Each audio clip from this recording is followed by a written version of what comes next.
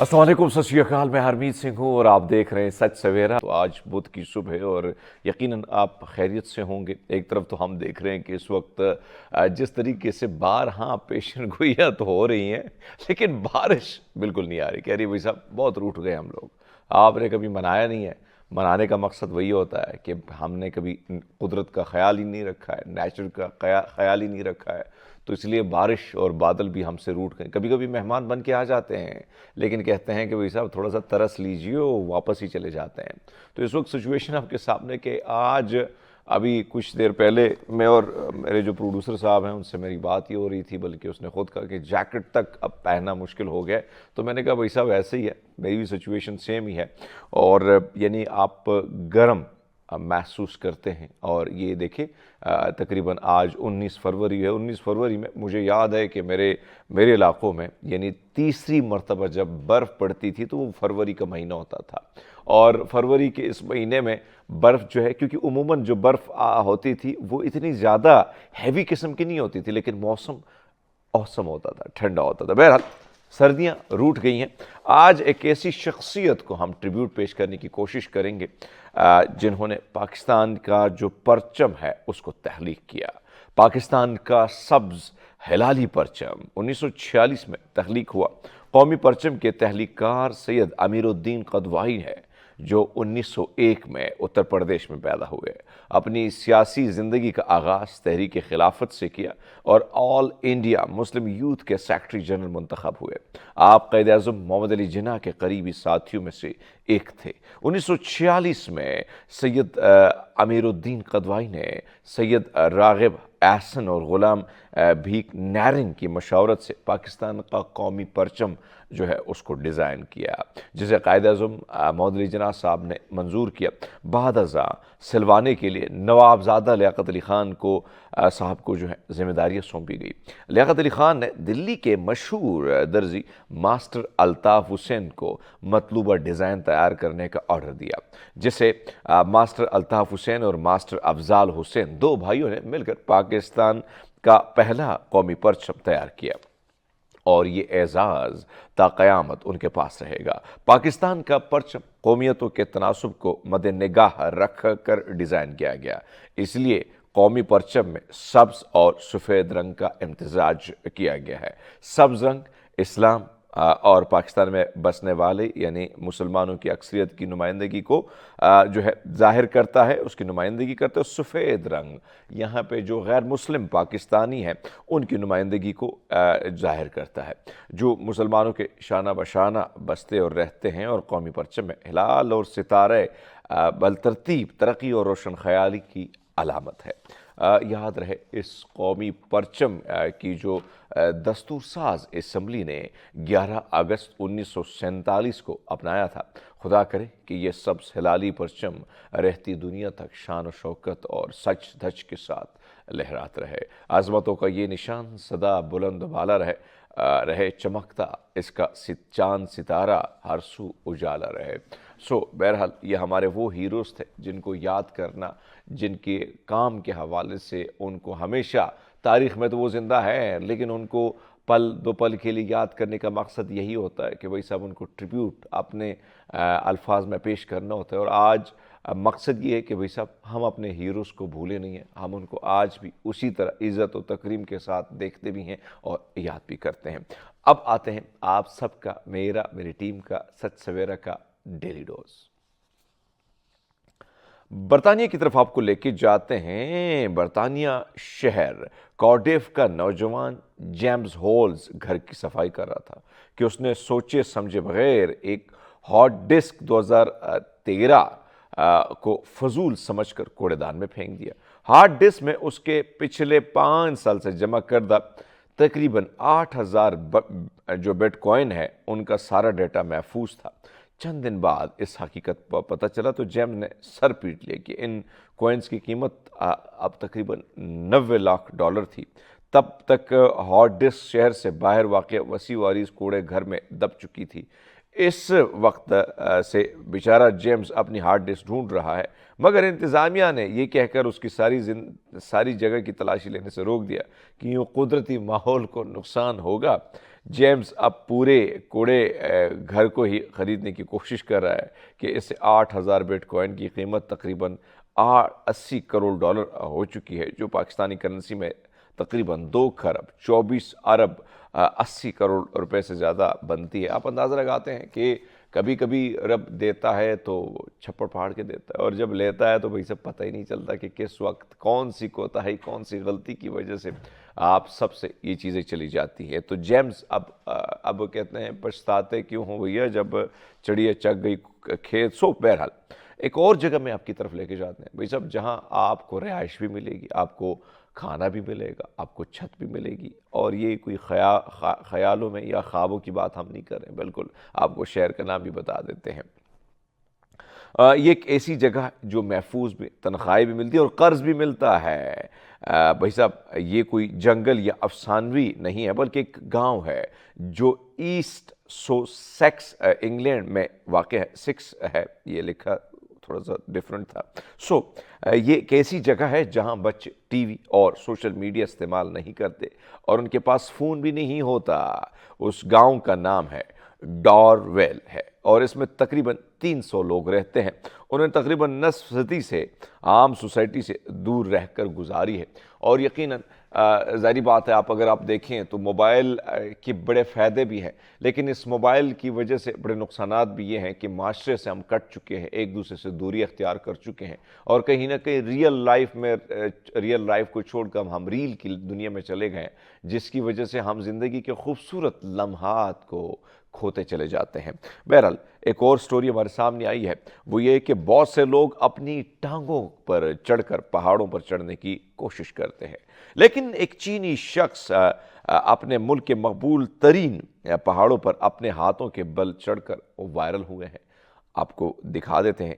ये जो है सेनगोशान ने मई 2023 में हाथों के बल चढ़ते हुए मशक शुरू की थी, लेकिन गुज़श्ता साल उसने चीन के 38 यानी 50 मकबूल तरीन पहाड़ों पर हाथों के बल चढ़कर जो है एक यादगार चैलेंज का आगाज़ किया। सन तालीमी निज़ाम में मुलाजिम थे जब उन्होंने करोना वायरस के दौरान सेहत की अहमियत को महसूस किया और हेल्थ ट्रेनिंग का पैगाम देने का फ़ैसला किया। इसके लिए उन्होंने अपने मुल्क के पहाड़ी जो कुदरती मकामात मुनफरिद अंदाज से उनको नुमाया। अगर आप देखें इस विजुअल में, इंतहाई मुश्किल काम है कि इन पहाड़ों तक चढ़ना, वो भी हाथों के बल। तो इसके लिए यकीनन बहुत ज़्यादा प्रैक्टिस, बहुत ज़्यादा मेहनत, बहुत ज़्यादा सब्र, बहुत ज़्यादा इस्तिकामत, इन सब चीज़ों की ज़रूरत है। तब जाके आप कहीं ना कहीं आप रिकॉर्ड बनाना चाहते हैं या आप इसको एक्सप्लोर करना चाहते हैं, तब ये सारी चीज़ें होती हैं। नाज़रीन, हम लेते हैं एक छोटे से ब्रेक, हमारे साथ रहिएगा। वेलकम बैक नाज़रीन, प्रोग्राम में एक बार फिर आपको खुशामदीद कहते हैं, और आज हम एक ऐसे टॉपिक पर बात करेंगे कि इस माशरे में जो है, इस माशरे की बेहतरी के लिए क्या किरदार इंडिविजुअली हम निभा सकते हैं, क्या ऐसी चीज़ें हैं जिसका इस्तेमाल करके हम माहौल में, हम लोगों के बीच में रह के उनके दिलों में घर कर सकते हैं। ख़ासकर लबो लहजे के हवाले से जो हमारे बोलने का ढंग है, ये कितना असरअंदाज होता है दूसरों की ज़िंदगी पर। बहुत सारी बातें करनी है। आज बड़े खूबसूरत मेहमान हमारे साथ हैं, प्रोफेसर नसीम आकाश, जो कि कॉलम नविस्ट हैं, कॉलम भी लिखते हैं, शायर भी हैं, ब्रॉडकास्टिंग यानी आरजे रेडियो पाकिस्तान के साथ भी मुंसलिक हैं, और साथ साथ ये भी आपको बताते चले कि मोटिवेशनल स्पीकर भी हैं। आकाश साहब, गुड मॉर्निंग, कैसे हैं आप? Thank you so much sir, बिल्कुल ठीक ठाक। आप कैसे हैं? मैं बिल्कुल ठीक ठाक। भाजी, सबसे पहले बात करते हैं, यानी अगर हम देखें इस वक्त जो सिचुएशन है, जब माशरे, एक खूबसूरत माशरे की तश्कील दी जाती है, तो किन किन चीज़ों का ख्याल रखना चाहिए? अगर हम अपने इस माशरे में, सोसाइटी की बात करें, तो कहीं ना कहीं आज भी हम जब बाहर दुनिया में देखते हैं, बहुत सारी चीज़ों में देखते हैं, बहुत चीज़ें खूबसूरत भी हैं, लेकिन बहुत सारी चीज़ें ऐसी बदसूरत हैं कि उसको ठीक करना है। कुछ चीज़ें अगर बेहतर है तो उसमें निखार लाना है, तो क्या किया जा सकता है बाजी? सबसे पहले तो विपुल भाई आपका शुक्रिया, सच न्यूज़ का शुक्रिया कि जिन्होंने मौका दिया, और इतना खूबसूरत टॉपिक, इतना खूबसूरत मौजू कि जिस पर मुझे लबकुशाई का मौका मिल रहा है आप लोगों के सामने। सबसे पहले अगर मैं बात करूं तो मुआशरा क्या है? हम इंसानों की कायनात में रहते हैं। yes. और हम पर सबसे बड़ा करम और फजल ये है कि हमें अशरफुल मखलूकियत का दर्जा दिया गया। क्या बात। फिर हमें मुख्तलिफ़ ग्रोहों में مختلف قبائل میں تقسیم کیا گیا ہماری پہچان کی خاطر، اور پھر ہمیں الگ الگ جگہوں پر گروپس کی شکل میں، گروہوں کی شکل میں جو ہے وہ رکھا گیا، تو یوں انسانی معاشرہ تخلیق ہوا۔ پھر انسانی معاشرے کے کچھ قواعد و ضوابط، کچھ پابندیاں لاگو کی گئیں، کچھ انسانوں کی طرف سے، کچھ تخلیق کرنے والے کی طرف سے، تاکہ انسانوں کو جوڑا جا سکے اور جڑے رہنے دیے جا سکے۔ اگر ہم ان پابندیوں سے بالاتر ہو جائیں تو میں نہیں سمجھتا کہ ایک معاشرہ آپس میں ایک مربوط انداز میں جو ہے وہ چل سکے۔ تو معاشرے کی تشکیل جو انسانیت کے آغاز سے ہوئی، اور تب سے لے کر اب تک انسان کا انسان کے بغیر گزارا بھی نہیں، بالکل نہیں ہوتا، اور انسان کے بغیر اپنی زندگی کو اس خوبصورت انداز میں نہ بسر کر سکتا ہے اور نہ ہی اس کا حسن اپنے اندر صحیح طریقے سے پیدا کر سکتا ہے۔ بڑا خوبصورت آپ نے معاشرے کے حوالے سے جو باتیں کی، اس میں کوئی شک نہیں ہے کہ معاشرہ جس طریقے سے تشکیل دیا جا سکتا ہے، اور پھر شروعات میں اگر آپ دیکھیں، میرے پاس ایک کتاب آئی تھی تقریباً کئی ہزار سال پرانی، میں نے ہاتھیں لگی تھی، اور یعنی اس کا ترجمہ جو ہوا تھا تو اس میں وہی بات ہے جو آپ نے ابھی فرمائی۔ تو اس میں کوئی شک نہیں کہ معاشرے کی تشکیل، لیکن باجی ایک اور چیز، ہم اب آتے ہیں اپنی سوسائٹی پہ آتے ہیں۔ اس سوسائٹی میں اگر آپ دیکھتے ہیں تو آپ کو کن چیزوں کی کمیاں نظر آتی ہیں، اور ان کمیوں کو کیسے پر کیا جا سکتا ہے؟ اصل میں انسانی ہماری جو معاشرتی زندگی ہے، اس میں حسن پیدا کرنے کے لیے کچھ عوامل ہیں، کچھ عناصر ایسے ہیں کہ جن کو اڈاپٹ کرنے سے ہم اپنے معاشرے میں حسن پیدا کر سکتے ہیں۔ جیسے آپ نے بات کی، تو سب سے پہلے اگر میں یہ کہوں کہ حسن اخلاق، ہماری گفتگو، ہمارا اسلوب بیان، کیا بات، ہمارا لہجہ۔ میں اکثر کہا کرتا ہوں کہ بات کا دل نہیں ہوتا مگر وہ دل میں گھر کر جاتی، ٹھیک ہے؟ تو ہم جب گفتگو کا ایسا انداز اپناتے ہیں کہ وہ دوسرے کے دل میں گھر کرے، تو یہ خوش اخلاقی کا سب سے پہلا قانون بھی ہے، اور یہ سب سے پہلا جزو۔ پھر عفو و درگزر، پھر برداشت، پھر صبر، یہ ساری چیزیں ہمارے انسانی معاشرے کا سب سے پہلے قاعدے میں آتے ہیں، سب سے پہلے چیپٹرز میں آ جاتے ہیں۔ پھر جو خندہ پیشانی ہے، نرمی گفتگو، اور پھر خاص طور پر غم و غصے کے اوپر کنٹرول، برداشت، اور یہ ساری چیزیں ایسی ہیں کہ جو ہمارے انسانی معاشرے میں حسن پیدا کرتے ہیں۔ اور آپ نے بات کی حسن کی، تو پھر سب سے پہلے اگر میں اس کو باری باری تسلسل میں اگر آپ کے سامنے پیش کرتا چلوں تو حسن اخلاق، پھر اس کے بعد جو دوسری چیز ہے وہ زبان کی حفاظت، لفظوں کی زندگی ہوتی ہے، لفظوں میں جان ہوتی ہے۔ کیا بات، اور یہ لفظ ایسے ہیں عربی بھائی کہ یہ لفظ جان بن بھی جاتے ہیں، یہ جان لے بھی لیتے ہیں، جان لیوا بھی بن جاتے ہیں۔ تو یہ دونوں صورتیں ہیں لفظوں کی، بس یہ ڈیپینڈ کرتا ہے اس شخص پر کہ جو چناؤ کیسا کرتا ہے۔ آیا ہم دل میں گھر کرنا چاہتے ہیں یا ہم دل سے نکلنا چاہتے ہیں، تو یہ دونوں چیزیں ہم پہ ڈیپینڈ کر رہی ہوتی ہیں۔ یعنی آپ نے بڑی خوبصورت بات کی کہ آپ کے ہی الفاظ وہ جان لیوا بھی ہیں، جان دیوا بھی ہیں، اور اب آپ پہ ڈیپینڈ کرتا ہے کہ پاجی آپ نے کیا کرنا ہے۔ لیکن پاجی سب سے بڑی بات یہ ہوتی ہے کہ اب اگر ہم پھر سوسائٹی میں جو آپ نے بات کی کہ یہ چیزیں ہیں، یہ اکائیاں ہیں، اس پہ اگر فوکس کیا جائے تو ایک خوبصورت معاشرہ تشکیل دیا جا سکتا ہے۔ بالکل ایسے پاجی ابھی ہم بات کر رہے تھے، میں ایک برطانیہ کے گاؤں کے حوالے سے بات کر رہا تھا جہاں پر یعنی موبائل نہیں ہے، ریئل لائف ہے، ریل نہیں ہے۔ اس وقت اگر ہم دیکھیں کہ ہم نے بڑے بڑے رشتے پالے ہوئے، ایک وقت ہوتا تھا ہم بیٹھے ہوتے تھے، رشتہ دار کوئی مہمان ہمارے گاؤں میں آتا تھا، ہمارے گھر آتا تھا، تو پورے گاؤں کے جتنے لوگ ہوتے تھے، برادری وہ آتی تھی ان سے ملنے، پھر دعوتیں ہوتی تھی۔ اب صورتحال یہ ہے کہ ہم اگر بیٹھے ہیں تو ہم اپنے اپنے موبائل میں مگن ہیں۔ اگر کسی کھانے کی دعوت پہ جاتے ہیں تو ہر بندہ موبائل میں بزی ہے۔ آپ ریسٹورنٹ میں جائیں، فیملی کے ہمراہ بیٹھے ہوں گے تو بچے آپ کے جو ہیں وہ کارٹونوں میں بزی ہوں گے، ماں باپ فیس بک وغیرہ چیزوں میں بزی ہوں گے۔ تو یہ جو چیز ہے یہ کتنا بگاڑ پیدا کرتی ہے، اور اس کو اگر فیملی ٹائم ہے یا دوستوں کے ساتھ ملنے کا ٹائم ہے، ان چیزوں کا کتنا اثر پڑتا ہے سوسائٹی میں، معاشرے میں؟ بڑا خوبصورت سوال کیا آپ نے عبید بھائی۔ اصل میں یہ سوشل میڈیا اور انٹرنیٹ اس کے جہاں اپنی جگہ پر فوائد و ثمرات ہیں بالکل جی، وہاں اس کے نقصانات بھی ہیں، اور ان نقصانات میں سب سے بڑا نقصان یہ ہے کہ ہمارا معاشرہ آئزولیشن کا شکار ہوا، ہمارا نوجوان خاص طور پر آئزولیشن کا شکار ہوا. جیسے آپ نے کہا کہ رشتوں میں وہ چاشنی نہیں رہی، وہ لذت نہیں رہی، وہ جوڑ نہیں رہا، ٹھیک ہے. تو اس کی وجہ یہ ہے کہ ایک گھر میں ایک کمرے میں بیٹھے ہوئے افراد ایک دوسرے سے جدا ہوتے ہیں، کیا بات، ٹھیک ہے، اور دور دراز لوگوں سے قریب ہونے دور کی دراز لوگوں کے ساتھ، اور رشتے ہم قریب کے بھلا بیٹھے ہیں اور دور کے اپنانے کی کوشش میں لگے ہوئے ہیں. اور یہ ایک ایسی غلط فہمی ہے کہ ہمارا معاشرہ اس ایسی غلط فہمی کا شکار ہوا. تو ڈیجیٹل ڈیٹاکس اس کا کرنا چاہیے. مطلب یہ ہے کہ ہم اس پر کنٹرول کرنے کے لیے ہم ڈیجیٹل وے میں اس کی ڈیٹاکسیشن کرتے ہیں. مطلب یہ ہے کہ ہم خود کو موبائل سے دن میں کچھ گھنٹے دور بھی رکھ سکتے ہیں. اچھا، اس میں یہ ہے کہ ہم موبائل اور انٹرنیٹ کا استعمال کم کریں، گیٹ ٹوگیدر کو رجحان. مجھے یاد ہے کہ ایک زمانہ تھا کہ تحائف کا تبادلہ ہوتا تھا، گیدرنگز ہوتی تھیں، سوشل کمیونٹیز جو ہیں وہ ہوتی تھیں. اب عید رمضان آ رہا ہے اور عید جیسے قریب آتی تھی، اب تو ہم آپ کو ایک میسج ٹائپ کر کے ایڈٹ کر کے دوسروں کا میسج ایڈٹ کر کے آپ کو بھیج دیتے، کاپی پیسٹ لگا کے.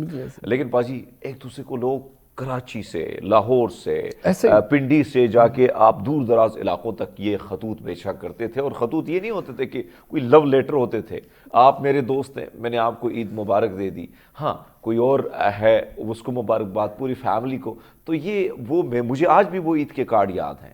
یعنی اتنا خوبصورت معاشرہ تھا، اور ہم ایک دوسرے کو خطوط لکھے جاتے تھے، لیٹر لکھے جاتے تھے، اور اس میں دل کا اظہار. اور پھر اس کے بعد آپ کو یاد ہوگا کہ یعنی ٹیپ وغیرہ جو کیسٹس ہوتی تھی اس کو ریکارڈ کر کے لوگ اپنی باتیں کرتے تھے کہ میں بہت پریشان ہوں، مجھے آپ لوگ ایسی عادت. تو یہ ساری چیزوں کا یعنی کمیونیکیشن بڑی آسان ہو گئی. لیکن آج اگر کسی کا فون آتا تو سب سے پہلے میں کہتا ہوں یار اس کی کال اٹھاؤں یا نہ اٹھاؤں.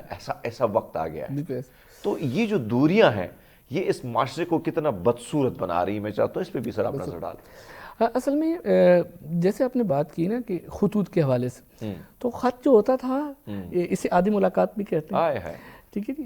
بلکہ مرزا غالب نے تو جو ہے وہ مراسلے کو مکالمہ بنایا. کیا بات، ٹھیک ہے، یعنی ایک دوسرے کے آمنے سامنے بیٹھ کے گفتگو. اور خطوط کے اندر ہم بہت اچھے انداز میں احساسات اور جذبات کا اظہار کر سکتے تھے، بنسبت اس کے کہ آج ہم واٹس ایپ یا انسٹا یا سوشل میڈیا کے ہم ان پلیٹ فارمز کے اوپر پھر بھی ہمیں نپی تلی بات کرنی پڑتی ہے. آپ یوں سمجھیں کہ 1 to 1 ملاقات ہوا کرتی تھی ایک دور کے اندر، اور یہ جو تھرڈ پرسن آیا ہمارے درمیان میں، یہ سوشل میڈیا، یہ انٹرنیٹ، اور یہ تھرڈ پرسن آیا.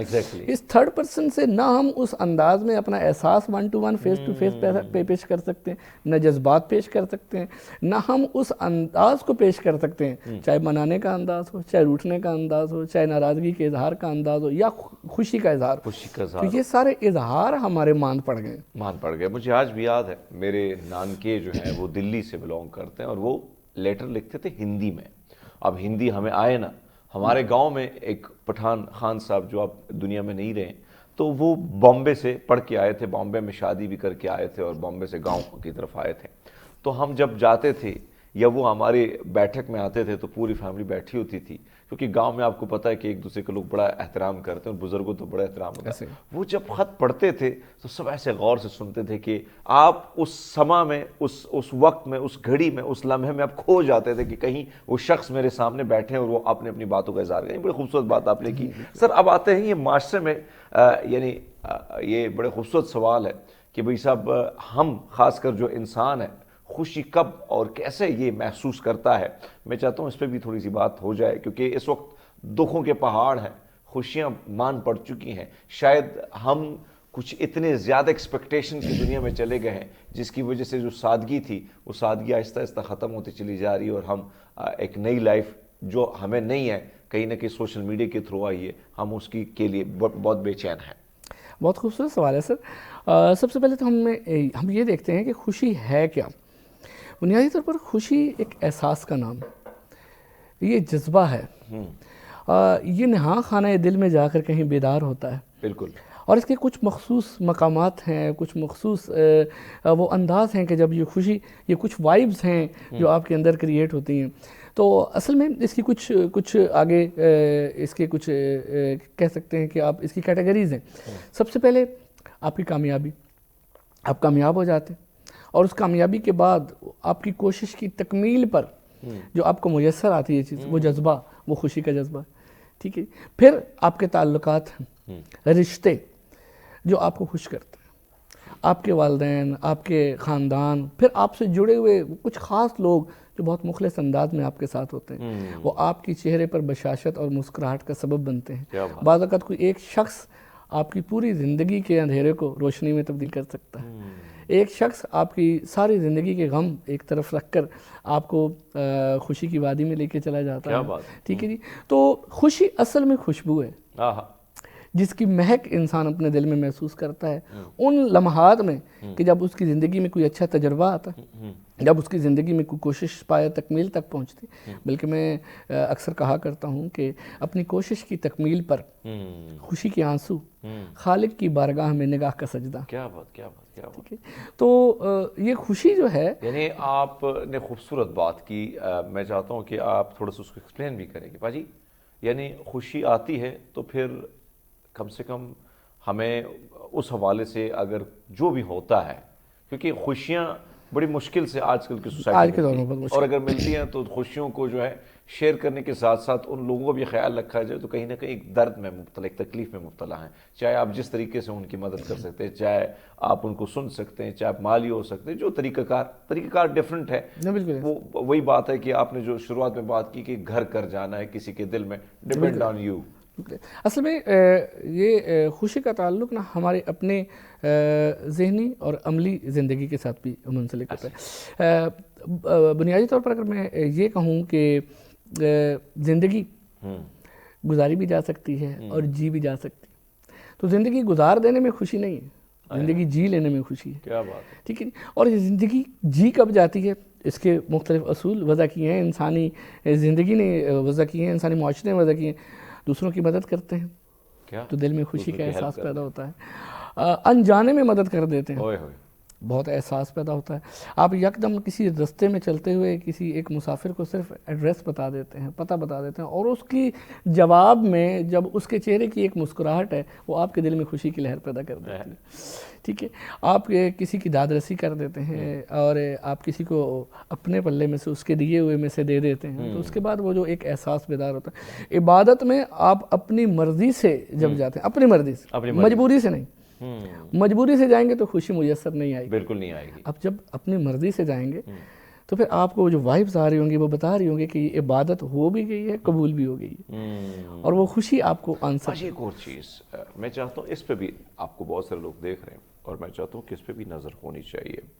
یعنی انسان کو رب نے جس طریقے سے تخلیق کیا ہے، پھر ہمارے سوچ و وچار، کیونکہ جو مختلف دنیا کے مذاہب ہیں انہوں نے انسان کو مختلف کیٹیگریز میں جو ہے وہ شامل کیا ہے کہ ان میں یہ کیٹیگری، یہ خوبیاں، یہ خامیاں. خوبیاں بہت ساری، خامیاں بھی ہیں. خامیوں کو کیسے خوبیوں کی وجہ سے کور کر کے آپ اپنی خوبیوں کو آگے کر سکتے ہیں، ڈال سکتے ہیں معاشرے میں بھی. باجی ہمیشہ بہت سارے سے لوگ کم ہمیں دیکھنے ملتے ہیں کہ ہم دوسرے کی خوشیوں میں دل سے خوش نہیں ہوتے ہیں. کیا کرنا چاہیے؟ اصل میں یہ ڈیپینڈ کرتا ہے ہمارے ساتھ جڑے ہوئے رشتوں پر کہ ہم کن لوگوں میں، کس معاشرے میں، کس انداز میں رہتے ہیں. سب سے پہلی بات یہ ہے کہ آپ نے خوشی سے ہی بات شروع کی اور پھر آپ لوگوں تک لے کے گئے ہیں، تو میں یہ کہنا چاہوں گا کہ ہم لوگ جو ہیں معاشرے میں موجود لوگوں کے ساتھ اس خوشی کو پروموٹ کیسے کرتے ہیں. بات یہ ہے کہ ہم ان رشتوں کے ساتھ مل کر، اور اس سے بڑی بات کہ ہم خود کو کتنا خوش رکھتے ہیں. بات یہ ہے کہ جب ہمارے سب سے بڑا جو آپ نے کوشچن ہے، آپ کا جو سوال ہے، اس میں جو سب سے بڑا المیہ یہ آتا ہے، ہم خود سے خوش نہیں ہوتے. معاشرہ اس وقت ہم بہتر بنا سکتے ہیں جب ہم خود کو بہتر بنا سکتے ہیں. ہم اصل میں لوگوں کو دیکھتے ہیں اور معاشرے کی وہ دقیق گہرائیوں میں چلے جاتے ہیں، کھو جاتے ہیں. ہم اپنے من میں نہیں ڈوبتے. اقبال نے فرمایا تھا اپنے من میں ڈوب کر پا جا سراغ زندگی. اور جو سراغ زندگی پا لیا جاتا ہے تو خوشی کا سراغ پا لیا جاتا ہے. ٹھیک ہے. ہارورڈ یونیورسٹی لندن کے مین گیٹ کے اوپر ایک جملہ لکھا ہے، I know I am something because my God does not create garbage. میرے اللہ نے مجھے کوڑا کرکٹ نہیں بنایا. کیا بات. ہم اپنے اندر خوشی کو ڈھونڈتے نہیں ہیں. اب اپنے اندر خوشی کیسے ڈھونڈی جاتی؟ جب اپنے اندر صلاحیت کو ڈھونڈ لیا جائے، اپنے اندر چھپے ہوئے اس نکھار کو ڈھونڈ لیا جائے.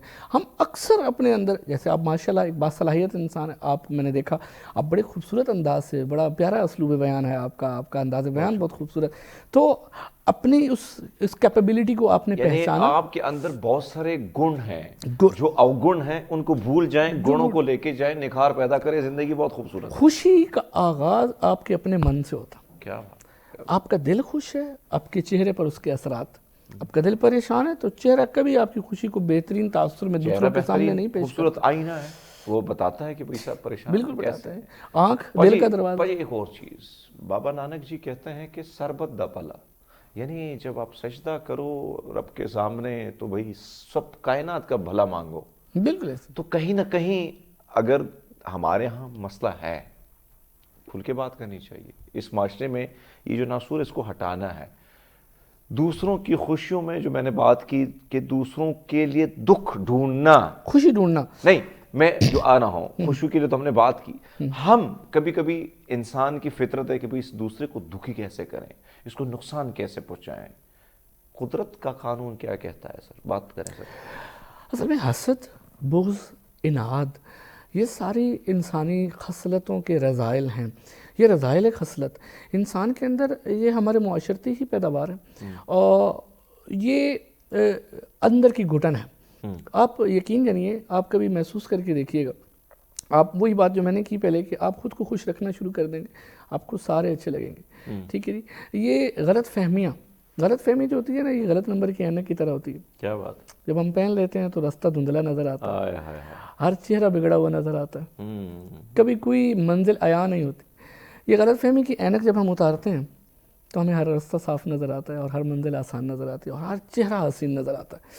تو اصل یعنی میں منزل بھی آسان ہو جاتی ہے اگر یہ غلط فہمی کی یہ چشمہ آپ ہٹا دیں. منزل, یہ چشمہ غلط فہمی. اور ہم اکثر دوسروں کو, ایک ہمارے معاشرے کی جو سب سے بڑا المیہ, ہم ہمیشہ دوسرے کو تنقید کی نظر سے دیکھتے ہیں. تنقید کی نظر, وہ خوبصورت لگ رہا ہے تب بھی تنقید ہے, وہ برا لگ رہا ہے تب بھی تنقید کی نظر. ہم نے کبھی اچھائی نہیں ڈھونڈی. ہم معاشرے کے اندر اچھائیاں ڈھونڈنا شروع کر دیں تو وہ اچھائیاں سب سے پہلے ہماری ذاتی زندگی میں شامل ہوں گی, پھر اس کے بعد آہستہ آہستہ ہم سے جڑے ہوئے رشتوں. یعنی باجی مطلب ہندی میں اوگن کہتے ہیں, یعنی آپ کے اندر جو خاصیتیں اگر نہیں ہیں, خاصیتیں تو گن ہیں. ہماری, میں اکثر اپنے ایون گھر میں بھی کوئی بات ہوتی ہے باہر دوستوں سے, میں کہتا ہوں کہ دوسروں کی خوبیوں پہ تھوڑی سی نظر ڈالیں. خوبیوں پہ نظر ڈالیں گے تو ان کے اندر اگر کوئی نقص آپ نکالنے کی کوشش کریں, کہیں نہ کہیں وہ نقص کور ہو جاتے ہیں ان کی خوبیوں کی وجہ سے. پاجی گفتگو بڑی خوبصورت ہے, بڑے مزے کی ہے, لیتے ایک چھوٹا سا بریک. ناظرین ہمارے ساتھ رہیے گا. ویلکم بیک ناظرین, پروگرام میں ایک بار پھر آپ کو خوش آمدید کہتے ہیں. نسیم آکاش صاحب پروفیسر ہیں, خوبصورت گفتگو کا سلسلہ ان کے ساتھ جاری ہے, اور بڑے معاشرے میں جو اچھائیاں ہیں ان تمام تر پہلوؤں کو بھی اجاگر کرنے کی کوشش ہو رہی ہے, اور ان برائیوں پر پردہ ڈالنے کی کوشش کی جا رہی. کمال کی بات ہے بھائی. معاشرے میں زندگی پر جو ہم بات کرتے ہیں کہ سوسائٹی میں, معاشرے میں زندگی پر لہجوں کے جو لہجہ ہے اس کے کتنے اثرات مرتب ہوتے ہیں؟ ارپت بھائی, لہجہ انسانی زندگی میں اور انسانی شخصیت پر بہت گہرا اثر ڈالتا. چہرہ شناسی خود ایک مضمون ہے. چہروں کی پہچان, اور چہرہ دیکھتے ہی اس کے لہجے کا تاثر جو ہے وہ دوسرے کو اس کی نیت اور اس کے بولنے سے پہلے اس کی دل کے احساس کو پہنچا دیتا. تو لہجے بہت زیادہ اثر انداز ہوتے ہیں ہماری انسانی معاشرے کی. تو سب سے پہلی بات یہ کروں گا اس حوالے سے کہ لہجے کیسے ہونے چاہیے, اور لہجوں کا جو شائستگی کی مٹھاس ہے, یہ مٹھاس کیسے گھولی جائے, یہ رس کیسے گھولا جائے معاشرے کے اندر. تو سب سے پہلی وہی بات جو پروگرام کے آغاز میں آپ نے کی ہے کہ الفاظ کے چناؤ میں نرمی. ہم الفاظ کا چناؤ بڑا خوبصورت کریں, اس سے ہمارے لہجے میں تاثر پیدا ہوتا ہے. ہم جیسے تاثیر پیدا ہوتی ہے. بالکل ایسا تاثیر پیدا ہوتی. دیکھنا تقریر کی لذت کے جو اس نے کہا, کیا بات, میں نے یہ جانا کہ گویا یہ بھی میرے دل میں تھا. ٹھیک ہے, تو آپ کا لفظ آپ کی زبان سے ادا ہو تو اگلا بندہ آپ کے چہرے سے اس تاثر کو قبول کرے. پھر ہم رائے دینے میں عموماً دوسرے کو غلط ثابت کرنے میں لگے رہتے ہیں. یہ لہجہ ہمارا غلط. ہم جیسے ہم نے کسی کی رائے کا اختلاف کرنا ہے تو ہمیں یہ نہیں کہنا چاہیے کہ آپ غلط کہہ رہے ہیں, بلکہ یہ اگر ہم کہہ دیں کہ آپ کی رائے کا احترام کرتا ہوں مگر میرا نقطہ نظر یہ ہے. ٹھیک ہے، یعنی تو بات بات وہی وہی ہے، وہ ہارڈ لائن سے آپ کہہ سکتے ہیں، یہ سافٹلی آپ اس کے نقطہ بالکل نظر بات سے وہی، اتفاق آپ نہیں نے اپنی کرتے. منوا بھی لینی اور اپنے چہرے کو متغیر بھی نہیں ہونے دینا، اور اگلے کی دل میں اپنے مقام کو اسی جگہ پر مضبوط بھی کہ اگلا آپ کی بات مان بھی لے گا اور اس تاثر کو قبول، اختلاف ہونے کے باوجود وہ آپ کی بات کو سنے گا بھی صحیح اور برداشت بھی کرے گا. تو لہجے کی سب سے پہلی لہجے کا جو پہلا انداز ہے وہ آپ کی الفاظ کی نرمی ہے اور الفاظ کا چناؤ. پھر دوسری بات کہ آواز کا اتار چڑھاؤ. ہم عموماً جو ہے جو ہمارے مناسب ہوتے ہیں ان کا احترام نہیں کرتے. چھوٹا ہے تو اس کے لیے الفاظ کیسے استعمال کرنا چاہیے، انداز اور لہجہ کیسے، بڑا ہے تو اس کے لیے عزت اور احترام کے لہجے میں کس طرح سے گفتگو کرنی چاہیے. تو جو ہمارے حفظ مراتب کا خیال ہے وہ ہم نہیں رکھتے. ہمارے آج کے اس سوسائٹی کے اندر سب سے بڑے جو فقدان ہوا وہ یہ ہوا کہ چھوٹے کو بڑے کا پتہ نہیں، بڑے کو چھوٹے کا پتہ نہیں. وہ جو انسانی قدریں تھیں، وہ جو ویلیوز تھی، وہ سوشل ویلیوز تھیں، ہم ان کو بھلا بیٹھے ہیں. کیا بات، اور اس کی وجہ سے ہمارے لہجے تلخ ہونا شروع ہوئے، لہجوں پر بڑا گہرا اثر ہوا. پھر صبر و تحمل اور برداشت کی کمی آئی ہمارے معاشرے میں. یہ لہجہ آپ کی نظروں کا پھیر فوراً سے بتا دیتا ہے کہ اب آپ غصے میں آنے والے ہیں یا آپ اطمینان کی طرف چل رہے ہیں. تو فوراً سے اگلے کا دل بدل دیتی. آپ کی آنکھ، آپ کا چہرہ اگلے کا دل بدل، یعنی یہ ڈیپینڈ کرتا ہے آپ کے لہجے پہ، لب و لہجے پہ. زب و لہجہ بدل. پاجی ایک اور چیز، یعنی ایک آپ کو دیکھنے والے بہت سے لوگوں کی خواہش ہوتی کہ ہائے میری زبان کڑوی ہے، میں دل کا بہت اچھا ہوں. ایسے ہی ہوتا ہے نا، کبھی کبھی کہتے ہیں یار دل کا بڑا اچھا ہے لیکن ہے زبان اس کی ٹھیک نہیں ہے، تیر برسا دیتا ہے، دلوں کو تباہ کر دیتا ہے. تو باجی اب دلوں کے راز تو رب جانتا ہے، میں تھوڑی جانتا ہوں. کیا کیا جا سکتا ہے اس میں؟ اصل میں ہم رب والے کام شروع کر دیتے ہیں، انسانوں والے کام بھول جاتے ہیں. انسان ہے اور اللہ کی سب سے بڑی جو ہم پر کرم نوازی یہ ہے کہ وہ محرم راز اور محرم دل وہ خود رہا. اس نے ہمارے دل ایک دوسرے پہ عیاں نہیں کیے. لیکن جب ہم یہ کوشش کرتے ہیں نا کہ ایک دوسرے کے دل میں جھانکنے کی، میرے خیال میں ہم یہ غلط کرتے ہیں، سوشلی یہ غلط کرتے ہیں. سوشلی غلط ہے. ہمیں چہرہ دیا گیا ہے، چہرہ ہمیں انسان دیا گیا ہے، اور انسان کا ظاہر اور باطن اللہ جانتا. باطن اس میں چھوڑ دیتے ہیں، وہ اس سے چھپا ہوا نہیں ہے، لیکن ظاہر ہمارے سامنے، اور ظاہر بھی سامنے آ جاتا ہے بھائی. ہم اس ظاہر کا احترام تو کرنا شروع کریں. ہم کون ہوتے ہیں برتن کے اندر جھانکنے والے؟ ٹھیک ہے جی. میں ایک محفل میں بیٹھا تو ایک دوست گفتگو کر رہے تھے اور بڑا تنقید کر رہے تھے کسی پر کہ گفتگو میں ان کی یہ تھا کہ انسان کا اندر صاف ہونا چاہیے، باطن صاف ہونا چاہیے. ظاہر میں وہ جیسا بھی ہے کوئی ایشو نہیں ہے، باطن صاف ہونا چاہیے. میں نے کہا آپ اور میں کبھی انسان کے باطن کا اندازہ نہیں لگاتا. ٹھیک ہے، باطن میں نے کبھی مثال دی کہ ایک برتن ہے اور اس میں ہم دودھ ڈالتے ہیں، نور ڈالتے ہیں، دودھ نور ہے، ٹھیک ہے، خالص ترین، اور وہ ڈال دیں، اس برتن کو ڈھانپ دیں، اس کے تلی کو ڈھانپ، اور باہر سے ہم اس کو گوبر کے ساتھ لیپ دیں، اور پھر میں کہوں اس کو آپ ہاتھ لگائیں اور دودھ کو استعمال کریں تو کیا آپ استعمال کریں گے؟ وہ کہے گا نہیں یار میں تو اس کے نزدیک بھی نہیں جاؤں گا، گندگی ہے میں نزدیک نہیں جاؤں. تو اصل میں تو اندر تو نور ہے، باہر تو ہم نے ظاہر کو بھی دیکھنا ہے، باطن تو فلسفہ ہے. ظاہر اللہ نے ہمارے سامنے رکھا، یہ کائنات ظاہری ہے، یہ اللہ نے ہمارے سامنے رکھی ہے، رب کائنات نے ہمارے سامنے ہم دیکھ سکتے ہیں. تو ہم نے اس ظاہری کائنات کا ادب بھی کرنا ہے، احترام بھی کرنا ہے، اور اسے قبول بھی کرنا ہے. ہم باطن کے فلسفوں میں کھو جاتے ہیں، ہم ظاہر کی آنکھ کو دیکھتے نہیں ہیں. ٹھیک ہے جی. پھر یہی بات پھر ہمیں برداشت سے دور رکھتی ہے، صبر سے دور رکھتی ہے. ہم کہتے ہیں کہ وہ دل سے برا، حالانکہ ہم اس کا دل نہیں جانتے. ٹھیک ہے جی.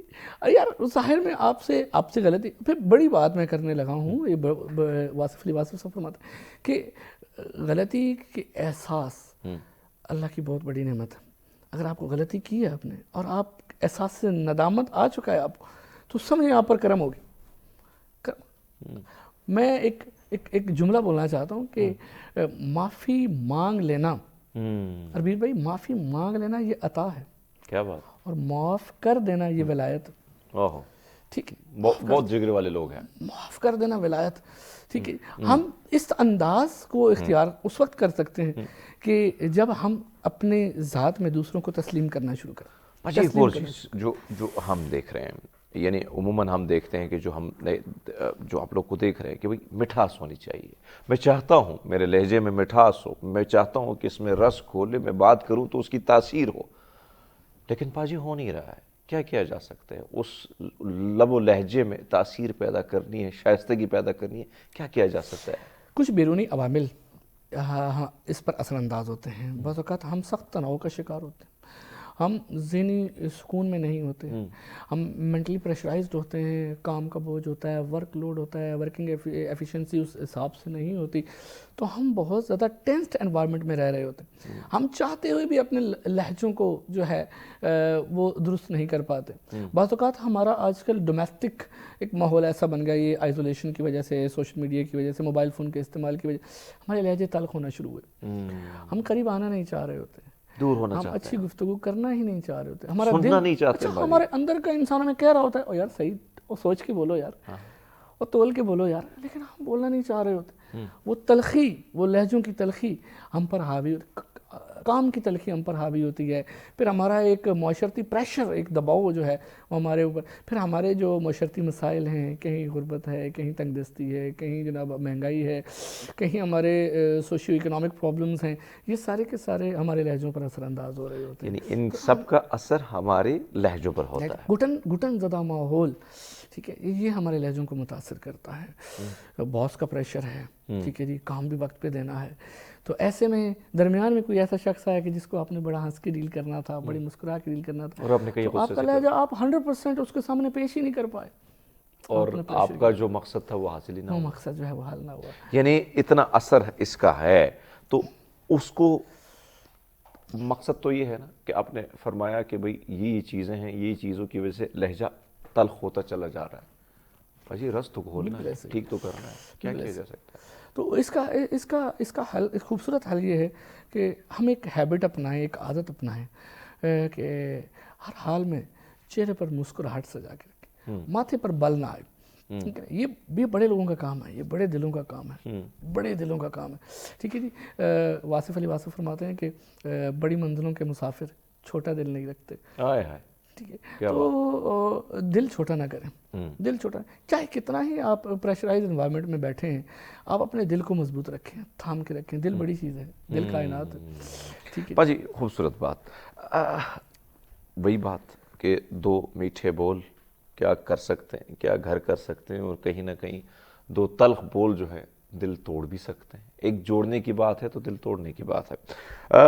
باجی زندگی خوبصورت لمحات ہے, خوبصورت گھڑیاں ہیں. ان گھڑیوں کو, ان لمحوں کو, یہ جو وقت ہے, اس کو آپ نے خوبصورت بات کی شروعات میں کہ ایک تو زندگی گزارنا ہے. زندگی تو وہ پوڈری وہ چرسی بھی گزارا ہے, سب لیٹ کے صبح دو کش لگا کے. زندگی جینی ہے, اب زندگی جینی اور بھرپور طریقے سے ان لمحوں کو جینا ہے. تو تھوڑا سا بتائیے کیا کیا جا سکتا ہے؟ میں سمجھتا ہوں کہ یہ سوال بڑا پیارا سوال ہے آپ کا. لمحوں کو بڑی خوبصورتی سے جینے کے لیے ہمیں رشتوں کو مضبوط کرنا ضروری ہے. انسان کبھی اکیلا زندگی بسر ہی نہیں کر سکتا. ہمیں اس کے لیے انسانوں کے ساتھ رہنا ہماری مجبوری بھی ہے, ہماری ضرورت بھی ہے. اور انسانوں کے ساتھ جتنا رشتہ مضبوط ہوگا, خوشی کا احساس بھی اتنا ہی زیادہ ہوگا. بسا اوقات آپ کی خوشی کا ایک لمحہ, آپ کے رشتوں کے ساتھ گزرا ہوا آپ کی خوشی کا ایک لمحہ آپ کی ساری زندگی کے غم کو تلف کر دیتا. کیا بات. ہم ماضی اور مستقبل, یہ جملہ یاد رکھیے گا, ہم ماضی اور مستقبل کے خوابوں سے نکل, ہم ماضی اور مستقبل کے غم میں پڑے رہتے. واصف فرماتے ہیں, یس جی واصف فرماتے ہیں کہ ہم ہمیشہ حال میں بسر کرتے, ہم حال بھول جاتے ہیں. کبھی تو ہم ماضی کے دکھ میں کھوئے رہتے ہیں, غم میں کھوئے رہتے ہیں, ان یادداشت کے پیچھے, ان یادوں کے پیچھے ہم روتے رہتے ہیں جو ہماری جو چلی گزر گئی. اور کبھی ہم مستقبل میں آنے والے ان لمحات کے لیے روتے رہتے ہیں کہ یار میں اپنے آپ کو بہتر کر, حالانکہ ہم ہر حال میں ہی ہوتے ہیں. جی حال میں ہوتے ہیں, اور حال کو درست کریں گے پاجی تو مستقبل ٹھیک ہوگا. ہم جب ماضی میں تھے تب بھی ہم حال میں تھے, جب ہم مستقبل میں ہوں گے تب بھی ہم حال میں ہوں گے. ایگزیکٹلی. اور ان دو زمانوں کے لیے ہم اپنا حال خراب کرتے. اور اسی طرح واصف فرماتے ہیں کہ حال کی اصلاح کے لیے خیال کی اصلاح ضروری. کیا بات. اگر ہم چاہتے ہیں کہ ہمارے حالات درست ہو جائیں, ٹھیک ہے, ہمارا معاشرہ بڑا گھٹن کا معاشرہ, کہیں غربت ہے, کہیں تنگ دستی ہے, کہیں پریشانی ہے, مسائل ہیں. پاکستانی کمیونٹی کے اندر ہم دیکھتے ہیں کہ ہمارے ہاں بہت سارے مسائل کا شکار ہے ہمارا عوام. مگر جو سب سے بڑی بات یہ ہے، اگر ہم اپنے خیال کی اصلاح کریں، پازیٹیو تھنکنگ کی طرف چلے جائیں، مثبت اپروچ کی طرف چلے جائیں، ہم مثبت انداز رویے اپنائیں، رویے مثبت اپنا لیں، تو میں سمجھتا ہوں کہ خوشی کے قریب ترین پہنچا جا سکتا ہے، خوشی کو حاصل بھی کیا جا سکتا ہے. ٹھیک ہے جی. تو حال کی اصلاح کے لیے خیال کی اصلاح ضروری. یہ بڑی خوبصورت بات آپ نے کہ پاجی معاشرہ تشکیل دینے کے لیے شروعات وہی سے ہوتی ہے جہاں پیڑھی، یعنی شروعات انسٹیٹیوشن کون ہے؟ ماں کی گود ہے. یہاں سے معاملہ چل پڑتا ہے اسکول سے کالج، اور جا کے پھر ایک سوسائٹی میں اپنا ایک رول ہم نبھاتے ہیں. اب اخلاق کی بات کی جائے، معاشرے میں کیسے اٹھ بیٹھک ہے. میں کل میرے پاس جاپان کی ایک ویڈیو آئی، تو جس طریقے سے ان بچوں کی ٹریننگ ہو رہی ہے میں حیران تھا. کمال کی ٹریننگ اور ایک خوبصورت معاشرہ ان بچوں، کیونکہ کل کے بچے، آج کے بچے کل جو ہے اس سوسائٹی میں ذمہ داریاں نبھانے ان کے کندھوں پر آنی ہے. کیا کیا جا سکتا ہے بچوں، آج کل بچوں کو آپ دیکھیں تو میں تو حیران ہو جاتا ہوں کہ یہ پتہ نہیں الفا ہے، جین زی ہے، پتہ نہیں کیا کیا نام دیے گئے ہیں. انہوں نے تو کسی کو اپنا سگے کو سگا سمجھنا ہی نہیں ہے. وہ مجھے یاد ہے، وہ پرونے آ گئے وہی صاحب، وہ فرا ساڑا ماسی دا پتر ہے، وہ ساڑا رشتہ دار ہے، قریب دا رشتہ دار ہے. ایسے ہی ختم ہو گیا وہ سب کچھ.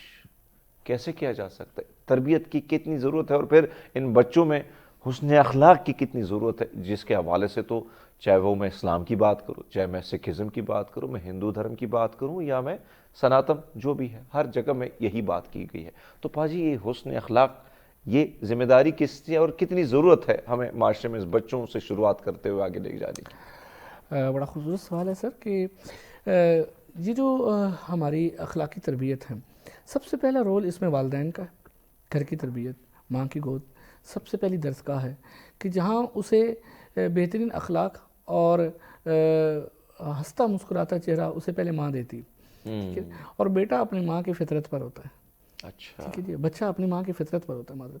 پھر اس کے بعد وہ مسکراتا ہوا ماحول جب اسے دیتے ہیں، دھیما لہجہ ہم اسے وراثت میں دیتے ہیں، نرم گفتگو اور نرم اسلوب بیان ہم جب اس کی ایک اس کی موروثی خصوصیت بنا دیتے ہیں، آگے چل کر جب وہ بچہ اسکول اور کالج لیول پر جاتا ہے تو پھر استاد کی ذمہ داری شامل ہو جاتی ہے. پھر استاد ایک رول ماڈل ہوتا ہے. استاد کا لہجہ، اس کا انداز گفتگو، اس کا اسلوب بیان. میں نے اکثر دیکھا زندگی گزری ہے اسی دشت کی سیاحی میں، تو بچوں کے ساتھ، اسٹوڈنٹس کے ساتھ ایک زندگی کا بہت بڑا حصہ گزرا.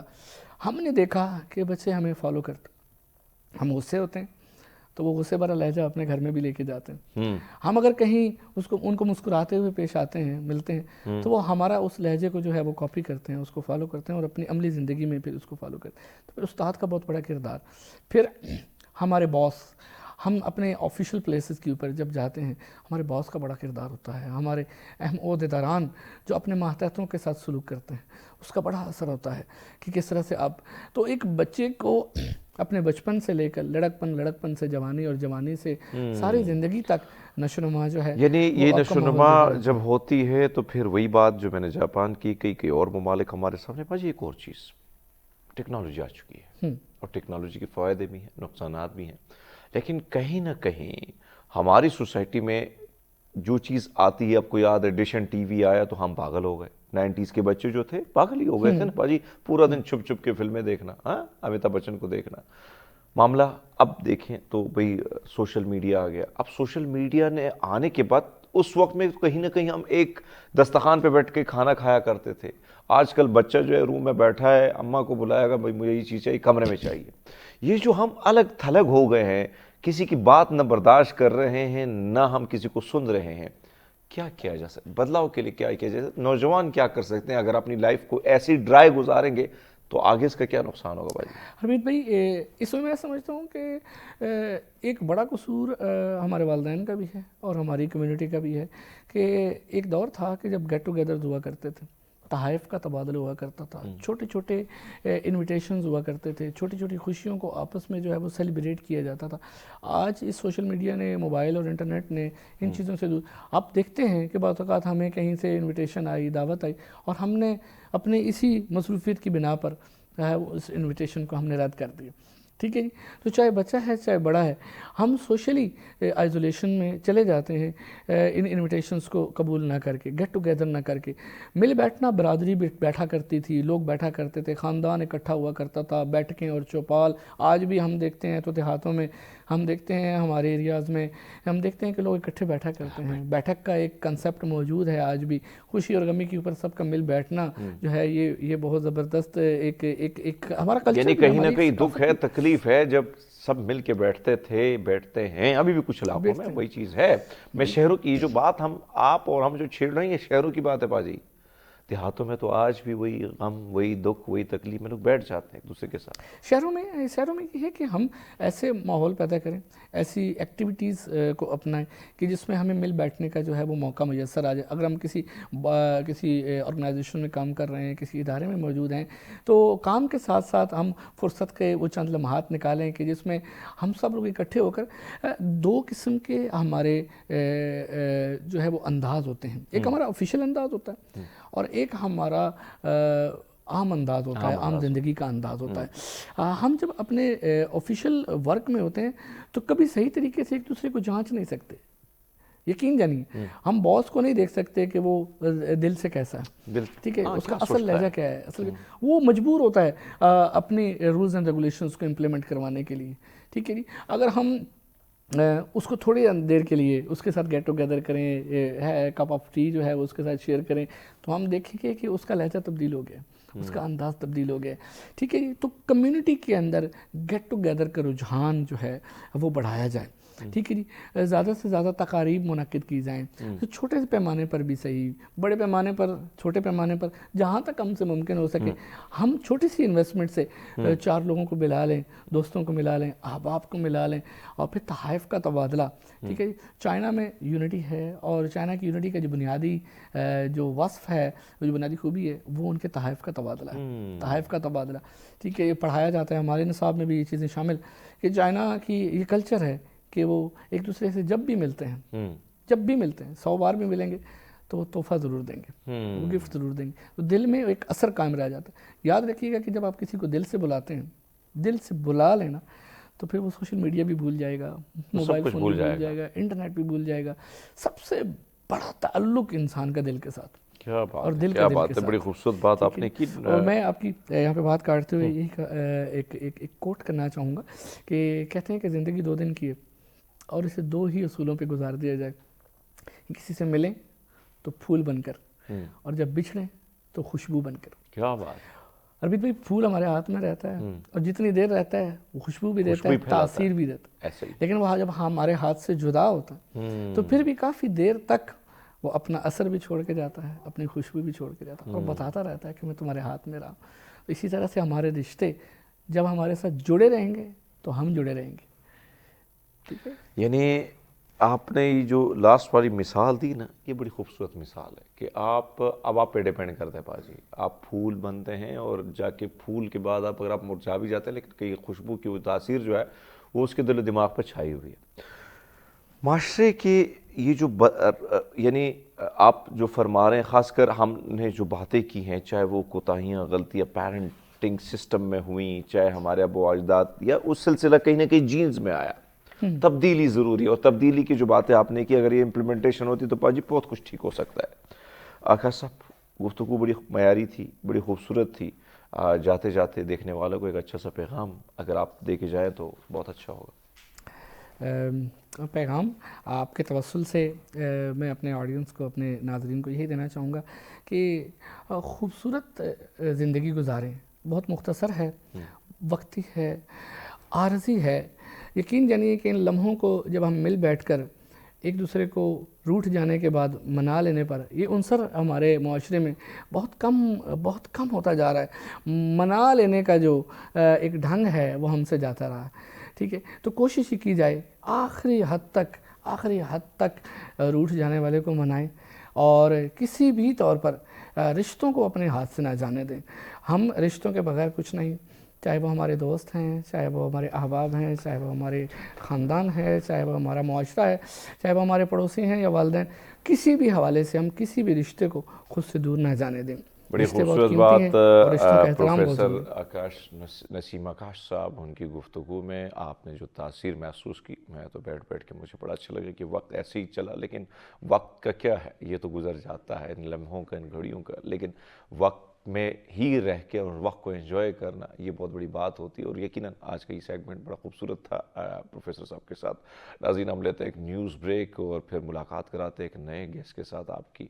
सो आप कहीं जाइएगा मत, हमारे साथ रहिएगा। वेलकम बैक नसीब प्रोग्राम में एक बार फिर आपको खुशामदीद कहते हैं। एक नए मेहमान के साथ आपका तारुफ भी कराएंगे, लेकिन जो टॉपिक है बड़ा अहम टॉपिक है, तालीम की अहमियत और हमारी जो तरजीहात हैं इस पर बात करेंगे। ख़ासकर इस वक्त एजुकेशन का जो सिस्टम है, क्या क्या इसमें चीज़ें तब्दीली की ज़रूरत है, क्या चीज़ें होनी चाहिए, इसी पर बात करने के लिए हमारे साथ आप उनको देखते हैं मुख्तलिफ़ चैनल के प्लेटफॉर्म पर, ख़ासकर करंट अफेयर से, लेकिन उनका ताल्लुक़ जो है मुख्तलिफ़ प्रोग्रामिंग को हेड कर चुके हैं चौधरी खादिम जो है मांडला साहब। सर बहुत शुक्रिया, एक तरफ तो आपको खुशामदीद कहते हैं आज के मॉर्निंग शो में। बहुत शुक्रिया, थैंक यू वेरी मच। पहली बार हम आपको देख रहे हैं कि भाई सब करंट अफेयर के बाद हमने हट के टॉपिक दी है आपको, लेकिन आप हर फन मौला है माशाल्लाह। और पाजी, तालीम पे बात जो है अमूमन हम तालीम पर फोकस इसलिए करते हैं कि तालीम जो आप देख रहे हैं, जो चीज़ें आपने देखी है और जो अब देख रहे हैं, किन चीज़ों में आप समझते हैं कि यार ये चीज़ें तब्दील होनी चाहिए, चीज़ में मज़ीद बेहतरी आनी चाहिए, मज़ीद ये चीज़ें इसमें डालनी चाहिए, क्या होना चाहिए भाई? बिस्मिल्लाहिर्रहमानिर्रहीम। बहुत शुक्रिया सरदार साहब। देखिए, तालीम का जो तल्लक है इंसान के साथ, ये वो ऐसी एक बुनियाद है कि जिससे इंसान जो है वो सीखता है और दुनिया में तरक्की की जो मंजिलें हैं उनको तय करता है। क्या बात है। और बंदे का किसी भी चीज़ के मुतल्लक जानना, उसको इल्म कहते हैं, और ये हर इंसान का बुनियादी हक है कि जो उसको मिलना चाहिए। और अगर वो हक से महरूम होता है तो वो जाहलियत की तरफ जाता है और हलाकत की तरफ चला जाता है। अगर उसको मौका मिलता है, वो सीखता है, पढ़ता है, और फिर वो अपने मुआशरे के लिए, अपनी ज़ात के लिए, अपने अहलो याल और गिरदोनवा के लिए जो है ना वो अच्छा जो है वो साबित होता है। तो हमारा जो कि मज़हब इस्लाम में इल्म की बहुत ज़्यादा फजीलत है। नबी पाक सल्लल्लाहु अलैहि वसल्लम की हदीस है, तालिबुल इल्मी फरीज़तुन अला कुल्ल मुस्लिम, कि इल्म हासिल करना हर मर्द और औरत मुसलमान पर फ़र्ज़ है। तो जब एक चीज़ फ़र्ज़ हो जाती है तो उससे पीछे हटना मेरा ख्याल है कोई बंदा सोच नहीं सकता। अच्छा सर, एक और चीज़ जो आपने बात की कि बड़ी खूबसूरत तरीके से आपने ये फरमाया कि यानी वाज़ेह कामात हैं। वैसे तो दुनिया के हर मज़हब में वाज़ेह कामात है, लेकिन ज़ाहिर बात है जिस सोसाइटी में ज़्यादा अक्सरियत हो तो बात ज़रूरी है और आपका मकसद है। इस वक्त अगर हम एजुकेशन की जब बात आती है, अभी हमारे पड़ोस में आपने देखा कि जो तालिबान की हुकूमत आई तो उन्होंने ख़वातीन की एजुकेशन पर पाबंदी लगा दी। हालांकि उन जो हुक्मरान तबका है उनके बच्चे ख़ुद कतर में पढ़ते हैं, बच्चियाँ भी उनकी पढ़ती हैं, कम्प्लेक्स बना हुआ है। तो इस किस्म की चीज़ों से उस माशरे पर क्या जो है असर पड़ते हैं कि जब एक खातून एजुकेटेड नहीं होगी, जब वो पढ़ी लिखी नहीं होगी, वो जो दुनिया में आने वाला बच्चा है उस पर क्या असरात होंगे, माशरे में इस पर क्या असरात होंगे, फिर आने वाले जो नुकसानात हैं इसके, वो कितने नुकसानात हो सकते हैं जब एक माँ पढ़ी लिखी, बच्ची पढ़ी लिखी नहीं, खातून पढ़ी लिखी नहीं होगी। देखिए, बात यह है कि कोई भी दुनिया का मज़हब इस्लाम की तो हमने इल्म के मतलब आप सल्लल्लाहु अलैहि वसल्लम का फरमान जो है वो बड़ा वाज़ेह है, बड़ा ब्राइडल है, और हर मर्द और औरत बिल्कुल के लिए क्लियर है। तो उसमें तो कोई बंदा ये सोच भी नहीं सकता। आपने बात कर ली फ़र्ज़ की, फ़र्ज़ की, और बड़ी बात क्या हो सकती है? फ़र्ज़ की बात तो मतलब कुछ सोचना ही गला मतलब बहुत ज़्यादा गुनाह कबीरा में आ जाता है। एग्जैक्टली कि आप एक फ़र्ज़ है, जैसे नमाज है, रोज़ा है, हज है, ज़कात है, ये फ़र्ज़ हैं, तो आप सल्लल्लाहु अलैहि वसल्लम ने इल्म हासिल करने को फ़र्ज़ करा दिया। तो इससे मेरा है को ख़वातीन हों या मर्द हों, बच्चे हों या बूढ़े हों, यानी कि गोद, माँ की गोद से लेकर लहद तक जो है वो इल्म हासिल करना चाहिए। तो उसमें कोई तमीज़ नहीं, कोई फरीक मतलब कोई साल, कोई बुढ़ापा, नहीं, कोई कुछ जवानी, नहीं, आप सीखते जाएं, सीखते जाओ, पढ़ते जाओ। तो मेरा ख्याल जो पाबंदी की बात है, तो हर चीज़ मुआशरे में जो सकाफत है, कल्चर है, जिस तरीके से अडाप्ट किया जाता है, जैसे औरत की आपने बात की है, تو نبی پاک صلی اللہ علیہ وسلم کی حدیث ہے المرآت عورتن، کہ عورت ایک پردہ ہے، فائزہ خارجت استشراف الشیطان، جب وہ بے پردگی میں باہر نکلتی ہے تو شیطان اس کو مزید خوبصورت کر کے دکھاتا ہے۔ یعنی کہ ہر چیز کی ایک لمیٹیشن ہے، یعنی کہ ایک انسان ہے وہ اپنے لباس میں جب جاتا ہے تو زیادہ اچھا لگتا ہے، اگر وہ بے لباس ہو جاتا ہے جو چیزیں ہوتی ہیں، تو میرا خیال ہے کہ تعلیم سے منع تو کوئی بھی دنیا کا مذہب ہو یا ملک ہو یا گھر ہو وہ روک نہیں سکتا، لیکن اس کی حدود و قیود جو ہے نا وہ ہر معاشرے نے اپنی ایک طے کی ہوئی ہیں۔ اسلام کا ایک اپنا معاشرہ ہے، نان مسلم کا ایک اپنا معاشرہ ہے، ان کی اپنی ایک تہذیب ہے، ایک کلچر ہے، ایک ثقافت ہے، تو یہ ہے کہ اس کے اندر رہ کر آپ نے جو ہے نا وہ علم یعنی حاصل کرنا۔ آپ کہتے ہیں، فرماتے ہیں کہ بھئی صاحب جو معاشرہ ہے بیچارے تو برقعے پہن کے بھی جاتے ہیں تب بھی نہیں جانے دیا تھا، مقصد یہی ہے میرے بات کرنے کا۔ بہرحال پاجی جو ہماری ترجیحات ہیں، یعنی عموماً ہم نے دیکھا ہے کہ ترجیحات کیا ہونی چاہیے۔ ہم دیکھتے ہیں کہ بھئی صاحب تفریح، کھانا پینا یا تعلیم، یا تینوں پر فوکس ہونا چاہیے، کیا سمجھتے ہیں آپ، کیا چیز ہونی چاہیے؟ دیکھیں علم کے بغیر تو کچھ بھی نہیں ہے نا، انسان ادھورا ہے۔ انسان نے سیکھنا ہے، اس میں تہذیب آنی ہے، تمیز آنی ہے، اس میں عاجزی آنی ہے، انکساری آنی ہے، تو کس سے آنی ہے؟ اور جو فقیت ہے کیا بات، وہ علم میں ہے۔ خوبصورت بات۔ حضرت آدم علیہ السلام کو جو ملائکہ پہ فرشتوں کے اوپر فضیلت دی گئی تو کس بنا پہ؟ علم کی بنا پہ، علم کے بنا۔ علم کی بنا۔ اور ایک آیت میں نے قرآن پاک میں پڑھا کہ اللہ سبحانہ تعالیٰ نے بنی اسرائیل کے طور کی بات کی، ان کے نبی کو فرمایا کہ ہم نے طالوت کو جو ہے نا آپ کا حکمران بنا دیا۔ تو انہوں نے کہا بھی اس کے پاس تو نہ مال ہے نہ دولت ہے، ہم جو ہے نا یہ بڑے ہیں، یہ تو حق ہمارا ہے۔ تو اللہ تعالیٰ نے بڑا واضح فرمایا وَزَادَهُ بَسْطَةٌ فِي الْعِلْمِ وَالْجِسْمِ، کہ ہم نے اس کو علم اور جسم دے کر جو ہے نا آپ کے اوپر فضیلت دے دی، چن لیا آپ کے اوپر آپ کا بادشاہ۔ یعنی کہ علم جو ہے، یعنی کہ جیسے ابھی اس میں ایک لائن اور مل گئی کہ اللہ تعالیٰ نے جو حکمرانی اور بادشاہت کا جو پیمانہ اللہ کے ہاں وہ کیا ہے؟ سب سے پہلا کہ بندہ صاحب علم ہونا چاہیے، فہم و فراست والا ہونا چاہیے، اور دوسرا صحت مند اور توانا ہونا چاہیے۔ اور یہاں بھی معاشرے میں کیا ہوتا ہے؟ مانڈا صاحب نے صحت پہ زیادہ فوکس کیا ہے۔ نہیں بلکہ یہاں تو سارے بیمار ہیں۔ مانڈا صاحب ویسے ہمارے خوبصورت دوست بھی ہیں، تو پاجی کے ساتھ گفتگو تو چلتی رہتی ہے، ایک دوسرے کو تو ہم تنگ بھی کرتے ہیں۔ پاجی اس وقت جو، یعنی میں نے جو ترجیحات کی بات کی، ترجیحات کیونکہ ظاہری بات ہے آپ کے رابطے بھی ہوتے ہیں، پھر آپ بیٹھے بھی بڑی بڑی جگہوں میں ہوتے ہیں، کبھی پارلیمان میں، کبھی کدھر، کبھی کرنٹ افیئر۔ یہ جو ہماری ترجیحات ہیں، کیا وجوہات ہے کہ جو ہم نے بجٹ مختص کیا ہے، کیا تعلیمی لحاظ سے یہ بہتر ہے؟ کیا اس سے ہم وہ نوجوان پیدا کر سکتے ہیں، وہ برین پیدا کر سکتے ہیں جو ملک کو کہیں لے کے جائے؟ کیا وجہ ہے کہ ہمارے بجٹ کو اگر آپ دیکھیں تو اس کے لیے ہم نے بارود کے لیے کچھ زیادہ رکھا اور تعلیم کے لیے کم رکھا؟ دیکھیں بجٹ اگر کم ہے تو ہمارا نمبر بھی دنیا میں دیکھو نا کہاں ہے، وہ بھی تو اوپر نہیں جا رہا نا۔ میں بہت سال پہلے کو، میرا 15-20 سال پہلے کی بات کر رہا ہوں، میرے ایک دوست بڑے سینئر ایڈوکیٹس، وہ کراچی میں نے ایک کونسل خانے میں، سفارت خانے میں گئے، تو وہاں ان کی سفیر سے ملاقات ہوئی، تو انہوں نے بہت ساری باتیں ان سے کی، تو انہوں نے ایک بات ان سے پوچھی وکیل نے کہ بھئی ہمارا ملک جو ہے نا وہ کیسے ترقی کر سکتا ہے؟ تو انہوں نے ایک لفظ میں جواب دیا، انہوں نے it is very simple, improve the education, improve the education, کہ اگر جس معاشرے کی، گھر کی، علاقے کی ایجوکیشن کی جو پرسنٹیج ہے وہ ہائی ہے تو وہ ترقی کر جاتا ہے، وہ آگے نکل جاتے ہیں ممالک۔ تو آپ دیکھیں نا کہ آپ کے ملک کے 2.5 سے 3 کروڑ بچے جو ہیں وہ سکولوں سے باہر ہیں، تو آپ کیسے ترقی کر سکتے ہیں؟ کیسے سوچ بھی نہیں سکتے کہ آپ اس دائرے میں داخل بھی نہیں ہو سکتے؟ اور میرا خیال ہے کہ یہ ان کی نیڈ ہے ہمارے حکمرانوں کی، کیونکہ ان کو پتہ ہے کہ اگر بچے پڑھ جائیں گے تو اپنے رائٹس مانگیں گے، کلیم کریں گے، پوچھیں گے، اور ان کی جاہلیت کے اوپر جو ہے نا وہ سوال اٹھائیں گے کہ بھئی آپ یہ کیا کر رہے ہو اور آپ کو کرنا کیا چاہیے۔ تو مطلب کہ یہ اس چیز سے ڈرتے ہیں یہ لوگ، اس لیے بجٹ بھی کم رکھتے ہیں اور سکولوں کی طرف جو فوکس نہیں یہ بڑی خوبصورت بات آپ نے نشاندہی کی چودھری صاحب. گفتگو کا سلسلہ آپ کے ساتھ جاری رہے گا. ہم نے تو ایک چھوٹا سا بریک، ہمارے ساتھ رہیے گا.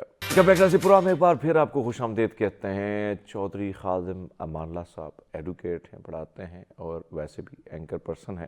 پاجی جو بات ہم کر رہے تھے، یعنی آپ نے بات کی کہ یہ جو ترجیحات ہم نے رکھی ہیں تو تبھی تو دنیا میں پیچھے، اور صرف اشرافیہ یہ چاہتا ہے کہ اگر یہ معاشرہ پڑھ لکھ گیا تو پھر تو ہماری جو یہ نسل در نسل جو غلامی ان کی رہی ہے اور ماشاءاللہ ابھی ہے، تو یہ اسی طرح جاری رہے گی، جو بات آپ نے کی. لیکن باجی یہ پوچھنا یہ تھا کہ جو یعنی اس وقت اگر ہم دیکھیں تعلیم میں تبدیلی کی ضرورت ہے. اب میں کل ایک ایجوکیشنسٹ سے بات کر رہا تھا، وہ کہتے ہیں کہ بھائی صاحب ابھی تک ہم نے دنیا کی جو نئی تعلیم نصاب، جو ایک نیا سسٹم ہے، اس کو اگر ہم دیکھیں تو آج بھی ہم کئی 100 سال پیچھے ہم قصے کہانی میں پڑھیں اور وہ کہیں آگے چلے گئے ہیں.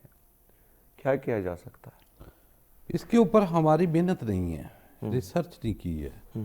جب ریسرچ نہیں کی، وہ پرانا جو ہے نصاب اس کو لے کے چل رہے ہیں، تو وہ بھی پڑھتے ہی کوئی نہیں، پڑھانے والا کوئی نہیں. پھر ریسرچ کا سسٹم جب سے جو گوگل اور یہ انٹرنیٹ آئے ہیں، تو ویسے ہی جو ہے نا طلباء جتنے بھی ہیں وہ محنت ہی نہیں کرتے، کیونکہ جو چیز چاہیے ہوتی ہے اس کو گوگل کیا اور گوگل کرنے کے بعد لے لی، اٹھا لی اور اپنا ایک اوپینین بنا لیا. تو پہلے تو بہت محنت کرنی پڑتی تھی، بہت سی بکس جو ہیں وہ ان کی اسٹڈی کرنے کے بعد کوئی بندہ اپنی ایک رائے بناتا تھا، قائم کرتا تھا. تو ابھی یہ بھی ایک فقدان ہے. پھر دوسرا ہمارے ریسرچ سینٹر، جیسے آپ نے پہلے کوسچن میں کہا کہ بجٹ کا جو ہے ہمارے ملک میں ایجوکیشن کا یا ہیلتھ کا، دو ہی بیسک نیڈز ہیں ہر انسان کی. پہلے اس کو صحت کے جو ہے سہولت ملنی چاہیے، اور اس کو کیا ہے ایجوکیشن، اس کی یہ بنیادی ضرورت ہے. جو بات ہم کر رہے ہیں کہ دور حاضر کو اگر آپ دیکھیں، دنیا آرٹیفیشل انٹیلیجنس کی طرف چلی گئی ہے، دنیا میں بدلاؤ آ رہا ہے، لوگ سائنس کی دنیا میں جا رہے ہیں، نئے نئے تجربات ہو رہے ہیں، روبوٹک ورڈ بن رہا ہے، چیزیں بدل رہی ہیں، آس پڑوس میں چیزیں بدل رہی ہیں. تو ہم کیا ترجیحات ہماری کیا ہے؟ نہیں، ہماری ترجیحات پوری دنیا کو پتہ ہے کہ جس پہ ہم ایکسپرٹ ہیں. ابھی ہمارے کو میرا خیال دنیا کی بات نہیں ہے، پوری دنیا میں چرچے ہیں کہ منی لانڈرنگ کے بہت سے اسکینڈل، پناما ہو، دبئی لیکس ہو، کرپشن میں سب سے پہلے آ جانا، ایسے کمال کی کرپشن کرتے ہیں. اور میں نے کئی دفعہ کہا کہ ہمارے پاس تو اتنے ماہر لوگ ہیں کہ ہمیں تو چاہیے کہ کوئی کرپشن پھیلاؤ یونیورسٹی یہاں لگائیں، اور یہاں لوگوں کو نا انسٹرکٹر لگایا جائے، پروفیسر لگایا جائے، جو لوگوں کو سکھائیں کہ منی لانڈرنگ کیسے ہوتی ہے، پھر وہ لانچوں کے ذریعے کیسے جانا ہے، T T account, falooda account, پاپڑ اکاؤنٹ، یہ کس طریقے سے جو ہے بنتے ہیں، تیار ہوتے ہیں، پھر مال چھپایا کیسے جاتا ہے، پھر یہ چور اور چوکیدار اکٹھے کیسے ہوتے ہیں. یہ سارا نظام ہے، یہ بہتر ان کی جو ہے نا مہارت تو اس سلسلے میں، یعنی ایکسپرٹیز ہماری یہ ہے، ایکسپرٹی یہ ہے جس کی وجہ سے پوری دنیا کو بھی پتہ ہے کہ ایکسپرٹیز ترجیحات یہی ہیں. نہیں، ترجیحات ہے یہ کہ پاکستان میں تو دیکھو نا، وہ کہتے ہیں کہ جتنا جب ترجیحات آپ کی یہ ہوں گی تو ایکسپرٹیز بھی تو پیدا ہوں گی نا بھاجی. تو جس چیز کی ایکسپرٹی ہے وہی بات چیز لائیں گے نا، اس کے بغیر تو کچھ نہیں لا سکتے. کیا کیا ہے انہوں نے مجھے بتائیں. اب وہ کل میں دیکھ رہا تھا کہ ایک یونیورسٹی یعنی ایچ ای سی کے حوالے سے میں بات کر رہا تھا، چیئرمین صاحب تھا، وہ کہتا ہے کہ ہمارے پاس سیلریز کے لیے پیسے نہیں ہیں، ہم پروفیسروں کو سیلری دیں، یونیورسٹی کو بجٹ دیں، یعنی یہ سچویشن ہے. نہیں، سیلریز کا تو وہ ڈیزائن ہی ہمارا نہیں ہے. جس ملک کی معیشت ہی ٹوٹل قرضے کے اوپر، سود کے اوپر، بیک اور خیرات کے اوپر چلتی ہو، تو وہ کہاں سے سیلریز دیں گے؟ جو جتنی ہماری ریونیو کلیکشن ہے، میرا خیال ہے کہ وہ تو ہماری جو لائبلٹیز ہیں یومیہ، سود اور قرض کی ادائیگی کی، وہی پوری نہیں کر پاتی. تو کہاں سے تنخواہ دینی ہے؟ اور یہ تنخواہ ایک ایلیٹ کلاس ہے، ان کے آپ پیکیجز دیکھیں. حال ہی میں آپ نے دیکھا ججز کی جیسے سیلریز جو ہے انہوں نے 300%. ہاں، پھر آپ نے پارلیمنٹیرین کی دیکھا کہ ان کی سیلریز وہ انکریز کر رہے ہیں. تو عوام تو دیکھ رہی ہے کہ بھئی یہ سارا نظام عوام کے لیے نہیں ہے، یہ ان کے لیے ہے، خاص الخاص کے لیے. خاص الخاص بھی کیا ہے، ایک اشرافیہ کلب ہے، کرپشن کلب ہے، اور وہ کلب اپنے ہی لیے جو ہے نا اپنی مراد اور سہولیات اور عیاشی کا جو ہے نا وہ اہتمام کر لیتے ہیں، اور عوام بے ماسود اس کی جو ہے نا وہ ادائیگی کرتی ہے. تو اس لیے ان کو ایجوکیشن سے اتنا لگاؤ نہیں ہے. ان کی وجہ یہ ہے کہ ان کا جو اپنا نظام ہے، ان کی جو اولادیں ہیں وہ تو اچھے سے اچھے اسکولوں میں باہر بھی پڑھتی ہیں، یہاں بھی پڑھتی ہیں. وہ سیلریز کیا، وہ سیلریز کے علاوہ ان کے پاس بہت سی چیزیں آ جاتی ہیں کہ ان کو پرواہ نہیں ہے. جب ان کو پرواہ ہی نہیں ہے, اگر آپ نے ایجوکیشن سسٹم ٹھیک کرنا ہے تو ہم نے کئی دفعہ کہا کہ ججز, جرنل, بیوروکریٹ, پولیٹیشین, ان کے بچے سرکاری اسکولوں میں اپنے اپنے حلقے میں وہاں پڑھیں گے, اسکول بھی بہتر ہو جائے گا.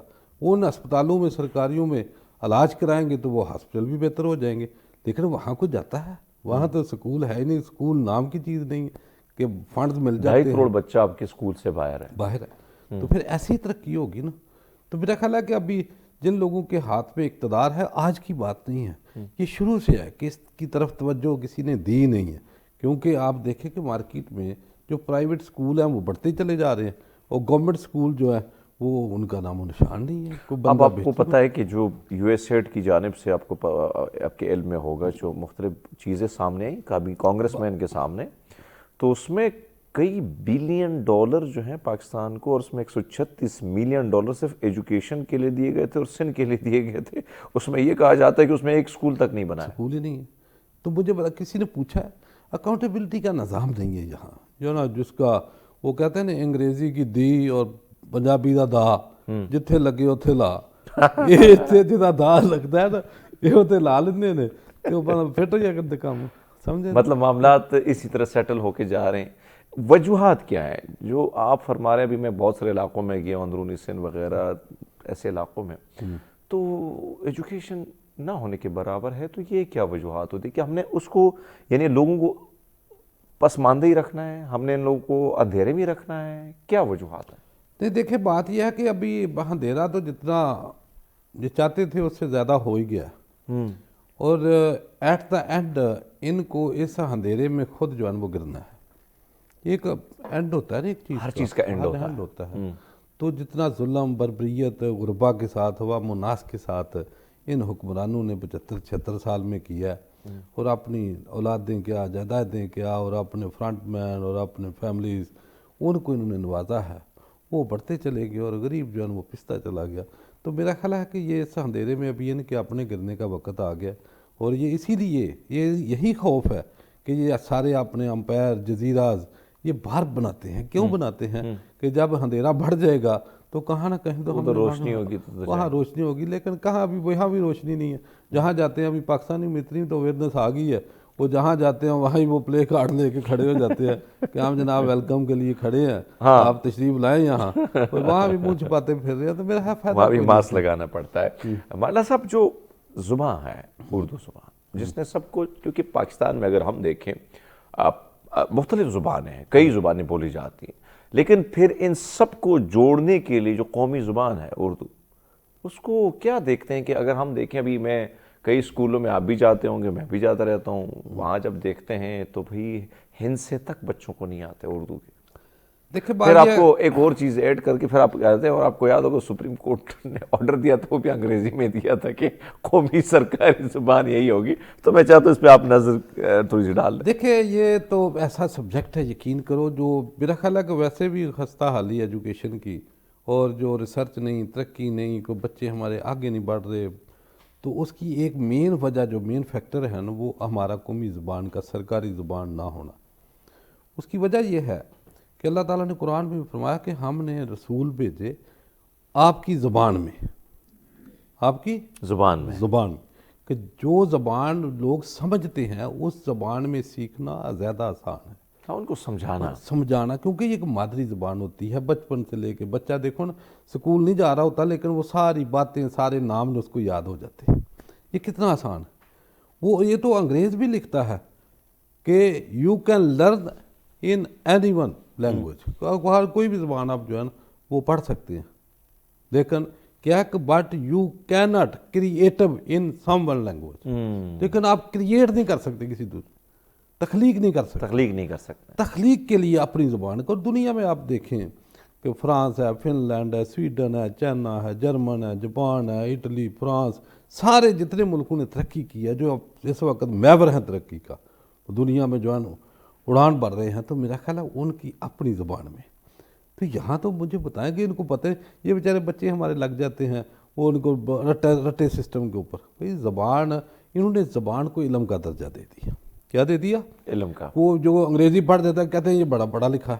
حالانکہ جتنا پڑھا لکھوں نے نقصان پہنچایا نا اس ملک میں، میرا شاید کسی مزدور نے، غریب نے، شاید ان پڑھ نے میں نے پہنچایا ہو، کہ یہ تو وہ عالم ہے کہ جو علم تو اپنی زبان میں اگر ٹھیک ہے دیتے مولانا تو صاحب، یہاں سے کنٹینیو کریں گے. ناظرین رہتے ہیں چھوٹا سفر کے ہمارے ساتھ رہیے گا. ویلکم بیک ناظرین پورا میں ایک بار پھر آپ کو خوش آمدید کہتے ہیں. مولانا صاحب ہمارے ساتھ ہیں. مولانا صاحب جو ہم بات کر رہے تھے زبان کے حوالے سے، آپ نے بڑی خوبصورت بات کی کہ بھئی آپ زبانیں تو سیکھ لیتے ہیں لیکن اس میں تخلیق کرنا نہیں کر سکتے ہیں. اپنی مادری زبان ہوتی ہے، اپنی زبان ہوتی ہے، جس سے جو قومی زبان ہوتی ہے جس سے آپ بہت کچھ کر سکتے ہیں. اور میں نے پھر وہ بات کی کہ سب کچھ جوڑے رکھنے کے لیے زبان کا بڑا اہم رول ہے. اب ہمیں بخار لگ گیا ہے بھائی صاحب کہ ہم نے انگریزی سیکھنی اور انگریزی ہمیں اچھی نہیں آئے گی تو پھر ہمیں شاید ہم بڑے پڑھے لکھے بھی نہیں ہیں، مہذب بھی نہیں ہیں، اور شاید ہم پڑھے لکھے شہریوں میں بھی ہمارا شمار نہیں ہوتا. زبانیں سیکھنی چاہیے، ہم یہ نہیں کہتے کہ نہ سیکھیں، وہ بھی سیکھیں، لیکن اپنے لگتا ہے کہ ترجیحات اپنی زبان ہونی چاہیے. دیکھیں سردار صاحب، اس میں بڑا کلیئر ہے کہ جو آئین پاکستان ہے اس میں لکھا ہوا ہے کہ آپ کی جو سرکاری دفتری زبان ہے وہ اردو ہوگی. اور 2015 میں چیف جسٹس جواد ایس خواجہ نے باقاعدہ ججمنٹ دی کہ 90 دن کے اندر اندر حکومت جو ہے وہ آئین کے آرٹیکل 251 کے تحت اردو زبان کا نفاذ کر دے سرکاری. لیکن میرا خیال ہے یہ جو اللہ کو نہیں مانتے، اللہ کے حبیب کو نہیں مانتے، آئین پاکستان کو نہیں مانتے، سپریم کورٹ کو نہیں مانتے، تو ضلالت تابعیت کا مقدر ہے. بھئی آپ کہیں تو بریک لگاؤ. کوئی جگہ تو اپنا جو مطلب دیکھو نا، سب سے پہلا تو ہمارا جو آئین ہے وہ اللہ اچھا کی وہ کتاب ویسے وہ جو آپ بتا رہے ہیں کہ انہوں نے بڑا اچھا حکم لکھا، وہ بھی انگریزی میں لکھا. وہ انگریزی میں ہو یا اردو میں بھی لکھ دیتا تو کیا فرق پڑتا تھا. مسئلہ یہ ہے کہ ان کو پتہ ہے ابھی تو جو تذلیل ہمارے سپریم کورٹ کے ججمنٹس کی ہوئی پچھلے آئین کی وائلیشن، 90 دن میں جو ہے نا اپنے الیکشن کرانا نہیں کرایا، پھر سپریم کورٹ کا فیصلہ، پھر حال ہی میں کو فیصلہ مخصوص نشستوں کا میرا خیال پی ٹی اے کو دینے کا، تو اس کا کیا حال ہوا ہے. وہ پھر جو فیصلہ دیتے ہیں پھر ججز ہی خود اس فیصلے کے اوپر مارک دے دیتے ہیں کہ جناب اس کے اوپر عمل کرنے کی ضرورت ہی نہیں ہے.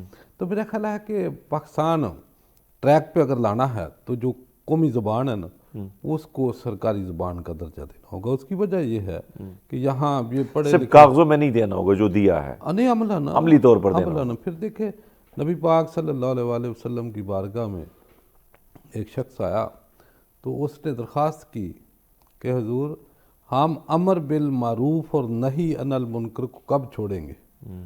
تو نبی پاک صلی اللہ علیہ وسلم نے ارشاد فرمایا اذا ظہر فیکم ما ظہر فی بنی اسرائیل، کہ جب آپ کے اندر بنی اسرائیل کی جو عادتیں ہیں وہ ظاہر ہو جائیں گی، وہ آنا شروع ہو جائیں گی. تو وہ کیا تھی؟ آپ صلی اللہ علیہ وسلم فرمایا اذا کانت الفاحشۃ فی کبارکم، کہ جب فحاشی بے حیائی جو ہے وہ بڑے لوگوں میں آ جائے گی، والملک فی صغارکم، اور جو بادشاہت ہے وہ چھوٹے لوگوں میں آ جائے گی، والعلم فی رذالکم، وہ جو علم ہے وہ گھٹیا لوگوں میں آ جائے گی. تو آج کل جن کو ہم پڑھا لکھا سمجھتے ہیں کہ یہ ہمارے جو ہے نا رہنما ہے، ان کی کرتوت آپ دیکھیں نا. کوئی بڑے آفس میں بیٹھا ہے اور رشوت لے رہا ہے، کوئی بڑے آفس میں بیٹھ کے منی لانڈرنگ کر رہا ہے، کوئی بڑے آفس میں بیٹھ کے جو ہے نا وہ قبضے کر رہا ہے، وہ کروا رہا ہے. تو بدلا کہ ان کو پڑھا لکھا تو آپ نہیں کہہ سکتے، تو جاہل ترین انسان ہو سکتا ہے کہ بھئی آپ اگر پڑھے تو علم تو ایک روشنی کا نام ہے، کہ آپ نے تو ایک رہنمائی کرنی تھی، لوگوں کو بتانا تھا کہ علم کیا ہے. علم تو روشنی ہے کہ آپ نے ایک لیڈ کرنا تھا ایک ملک کو، ایک قوم کو، لیکن آپ نے تو وہ کچھ نہیں کیا. آپ نے تو ایسے کام کیے، ایسا کچھ عوام کو ایک پکچر جو ہے پینٹ کر کے دی کہ لوگ جو ہے نا وہ ابھی سمجھتے ہیں کہ یار اگر یہی علم ہے تو پھر ایسے علم سے تو بندہ ان پڑھ ہی بہتر ہے کہ بھائی یہ علم ہے.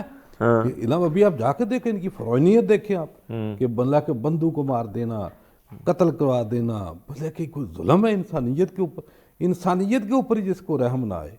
تو نبی پاک صلی اللہ علیہ وآلہ وسلم کی حدیث ہے لَزَّوَالُ دُنْيَا أَهْوَنُ عَلَى اللَّهِ مِنْ قَتْلِ رَجُلٍ مُسْلِم، کہ پوری دنیا کا تباہ و برباد ہو جانا اللہ کے ہاں ایک مسلمان قتل سے جو ہے وہ آسان ہے. تو یہاں کو پرواہ ہے کسی کو کہ آپ لوگوں کی زندگیوں کے ساتھ کھیل جاتے ہیں. تو میرا خیال ہے کہ یہ جو پرائرٹیز یعنی آپ سمجھتے ہیں کہ ایجوکیشن نہیں ہے، عام نہیں ہے، تو پھر اس کی وجہ سے وہ معیاری ایجوکیشن جس نے آپ کو انسان بنانا تھا. نہیں، آپ دیکھ لیں نا آپ کہ کس چیز کو آپ علم کہتے ہو. کیا کرپشن کرنے کو نام علم ہے؟ जबर करने का नाम इलम है, मनी लॉन्ड्रिंग करने का नाम इलम है, जजीरे और बड़े बड़े अंपायर बार बनाने का नाम इलम है। ये तो इलम नहीं है। इलम ने तो आपने मुआशरे को ऊपर लेके जाना था कि आपका मुआशरा आम आदमी को लेके 2.5-3 लाख रुपया फी का बच्चा पैदा होने वाला मकरूज है इस बच्चे, और इनके पैदा होते जनाब को अरब और खरबपति बन जाए, तो ये कौन सा इलम दिया उन्होंने। इसीलिए तो लोगों को महरूम रखते हैं। अभी अवाम बोलती है तो क्यों जो पाबंदियां लगाते हैं, भाई भी हमारे ऊपर पीका कानून बना दो, भाई पीका क्यों बना दो, भाई आप अपने करतूत ठीक कर लो। अवाम जो होगी वो उसको देखेगी और उसको लिखेगी, उसको बयान करेगी और बताएगी लोगों को। तो मेरा ख्याल है कि इससे अभी काम जो है ना आगे निकल गया और इनको समझ लग गई है कि ये जो अभी जो है ना ये करप्शन और क्रैप जो है ना ये माफिया, ये मेरा ख्याल है कि अभी मैच नहीं हो रहा। अभी वो अपने ज़बर और जुल्म के साथ दबाने की कोशिश कर रहे हैं, लेकिन मेरा है कि अवाम को पता है। और फिर जो कलमा पढ़ता है ना नबी पाक सल्लल्लाहु अलैहि वसल्लम का, तो मेरा ख्याल है कि उसके अंदर एक ईमान है, उसको पता है कि अमर बिल मारूफ जो है ना ये बेसिक बुनियाद है मुसलमान की। को उसने नबी पाक सल्लल्लाहु अलैहि वसल्लम की हदीस है, लईसा मिन्ना मन लम, कि वो शख्स हम में से नहीं है जो वक़िर कबीरा, जो बड़ों का एहतराम ना करे, वह यरहम सगीरा, और छोटों के ऊपर रहम ना खाए, वह यामर बिल मारूफ व यनहा अनिल मुनकर, और अच्छाई का हुक्म ना दे और बुराई से ना रोके। ये तो बेसिक बुनियाद है हमारी कि हमने बुराई को जो है ना रोकना है, कि अगर हमारे पास ताकत है तो हम हाथ से रोके, अगर हाथ से रोकने की ताकत नहीं है तो मौलाना हम जुबान से उसको बुरा साहब करें। बातें तो आप वो जो भी कर- नहीं है तो फिर हम दिल से मौलाना बुरा साहब बातें आपकी 100% हकीकत पर मबनी है, और जो बात यकीनन इस माशरे की, सोसाइटी का और फिर इल्म के हवाले से जो दूरी है और जो चीज़ें हमारे सामने है उसमें आपने एक तल हकीकत पर नज़र डाली। मौलाना साहब बहुत शुक्रिया आपका, आप आए, अपने तशरीफ़ लाए। मैं चाहता हूँ कि आप शुक्रिया अदा करने के साथ साथ एक अच्छा सा पैगाम भी आप दे के जाए। देखो पैगाम यही है कि मुआशरे में सच की ज़रूरत है, सच बोलें, सच लिखें और सच ही लोगों तक पहुँचाए। अगर सच्चाई मुआशरे में आ जाएगी तो मेरा है जो बुराई ख़त्म हो जाएगी, सच उसके ऊपर हावी हो जाएगी इंशाअल्लाह। बहुत शुक्रिया मौलाना साहब की गुफ्तगू अपने मुलाहिज़ा फरमाए। नाज़रीन, हम उम्मीद करते हैं कि आपको आज का प्रोग्राम पसंद आया होगा। इंशाअल्लाह ज़िंदगी रही तो आपके साथ पीर की सुबह मुलाकात होगी, एक नए टॉपिक, एक नए मेहमानों के साथ। अपना और अपनों का बहुत सारा ख्याल रखिएगा। मुझे दीजिएगा इजाज़त। अल्लाह हाफ़िज़।